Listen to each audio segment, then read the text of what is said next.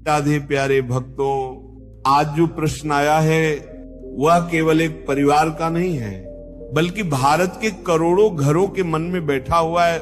हमारी सौभाग्यवती भक्त पुत्री प्रीति बहू ने पूछा है, गुरुदेव, जिनके घर में केवल बेटियां हैं और बेटा नहीं, क्या उन्हें नरक में जाना पड़ता है? क्या बेटा होना अनिवार्य है? बेटा, सबसे पहले तो मैं कहना चाहूंगा, ये सोच ही गलत है कि केवल बेटा ही माता पिता का उद्धार कर सकता है।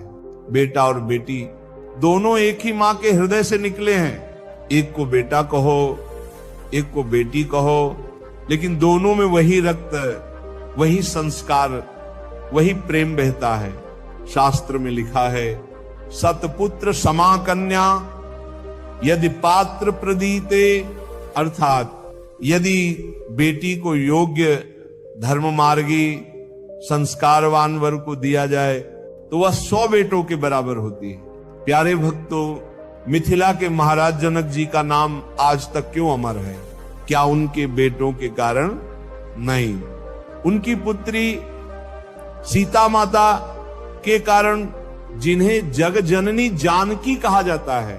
रामचरितमानस में आता है, जनक सुत जग जननी जानकी। जनक जी का नाम उनकी बेटी के कारण संसार में अमर हो गया। अब एक और प्रश्न आता है, श्राद्ध और पिंडदान का क्या होगा? तो सुनो, हमारे यहां परंपरा में पहले द्वाहित्र यानी बेटी का बेटा का पिंड लिया जाता है, फिर पौत्र का, अर्थात बेटी भी अपने माता पिता के उद्धार में उतनी ही सक्षम है जितना बेटा। भक्तों, असली बात यह है, नरक या वैकुंठ का निर्णय ना बेटा करता है ना बेटी, ये निर्णय करता है भजन। जो संतान, चाहे बेटा हो या बेटी, भगवान का भजन करती है, प्रभु चरणों में प्रेम करती है, वह माता पिता को नरक से बचाकर वैकुंठ पहुंचा देती है। संत दोहा कहते हैं, राम भजत बिटिया भली, प्रभु पद विमुख ना पूत। अर्थात भगवान का भजन करने वाली बेटी उस बेटे से लाख गुना श्रेष्ठ है जो प्रभु से विमुख है। संस्कृत में पुत्र का अर्थ है पुनः नरकात् त्रायते इति पुत्र, जो नरक से बचा ले वही पुत्र है। तो भजन करने वाली पुत्री भी पुत्र है, और जो भजन नहीं करता वह पुत्र होकर भी पुत्र नहीं। तो अब कुछ प्रेरक प्रसंग सुनते हैं।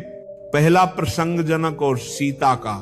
महाराज जनक जी विदेह कहलाए, देह में रहते हुए भी देहाभिमान से मुक्त। उनकी पुत्री सीता जी अपने पिता का नाम इस संसार में वैकुंठ की तरह अमर कर गई।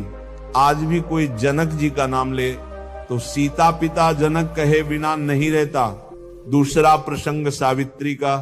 सावित्री एक आदर्श नारी, जिसने अपने पति सत्यवान को यमराज के पास से छुड़ाया। जब यमराज ने कहा बेटी वर मांगो, सावित्री ने पहले ससुर का नेत्र लौटाया, फिर पिता का राज्य और अंत में पति का प्राण। देखो, बेटी ने न केवल मायके का बल्कि ससुराल का भी उद्धार किया।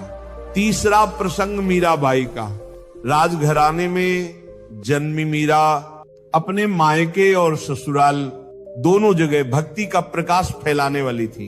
एक बार उनके भक्ति गीत सुनकर नगर के लोग बोले, तो हमारे कुल का गौरव है। बेटी होकर मीरा ने भगवान के चरणों में ऐसा प्रेम किया कि आज तक हर गली में उनका नाम गाया जाता है। चौथा प्रसंग एक आधुनिक उदाहरण। एक गांव में एक माँ बाप के 3 बेटे थे, एक बेटी। बेटे शहर जाकर अपने परिवार में व्यस्त हो गए, और वही बेटी दूर ससुराल में रहते हुए भी हर महीने चुपचाप माता पिता की सेवा के लिए पैसे भेजती रही। माँ बाप बीमार पड़े तो वही बेटी मायके आकर सेवा करती रही। अंत समय में वही बेटी उनके कान में राम नाम सुना रही थी। कहिए, उद्धार किसने किया? भजन प्रेमियों, यह भी सच है, बेटा हो या बेटी, अगर भक्ति नहीं है तो कुछ नहीं होगा। कई बार बेटा कहता है, अरे पिताजी संत महात्माओं में क्यों समय बर्बाद करते हैं? और बेटी कहती है, पापा मैंने आपके लिए हरिद्वार का गंगा जल मंगवाया है। तो उद्धार कौन करेगा? वही जो भगवान से जुड़ेगा। सज्जनों, आज का निष्कर्ष यही है, नरक से बचाने वाला बेटा नहीं, भक्ति है। बेटा हो बेटी हो, अगर प्रभु के चरणों में है, नाम सुमिरन कर रहा है, तो माता पिता को नरक से बचाकर वैकुंठ पहुंचा देगा। इसलिए माता पिता ये सोचकर दुखी ना हो कि बेटा नहीं है, बल्कि ये सोचें मेरे बच्चे, चाहे बेटे हों चाहे बेटियां, क्या भगवान के भक्त हैं? अगर हैं तो नरक की चिंता छोड़ दो और प्रभु के चरणों की ओर देखो। सबरी तर गई राम भजी, धुंधकार बा सब नाश। भजन से अंधकार मिट जाता है, नरक दूर हो जाता है और जीवन का नाम